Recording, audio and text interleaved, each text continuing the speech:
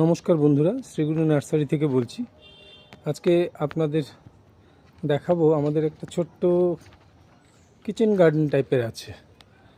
এই কিছু শিম গাছ, কিছু লাউ গাছ, এই ধরনের গাছ টাছ আমরা লাগাই।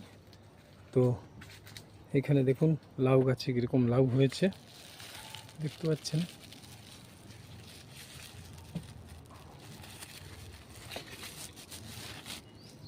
এরকম ওদিকে আরেকটা লাউ হয়েছে।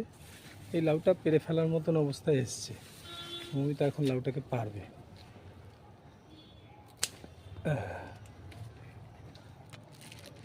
দিব্যি কচি লাউ হয়েছে। এই আমাদের কিচেন গার্ডেনের চেহারা। এই আমাদের কিচেন গার্ডেনের চেহারা। এটা আর দুটো দিন বাদেও কাটা যেতে পারে, সেটাই ভালো হবে। একটু বড় হবে, আর লাগবে না। চামড়া শক্ত হয়ে গেলে আর পোকায় ফুটো করতে পারে না। তাছাড়া 3-4 দিনের মধ্যে ওটা বড় হয়ে যাবে। ভিডিও ভালো লাগলে লাইক ও শেয়ার করবেন, আমাদের সাথে থাকবেন।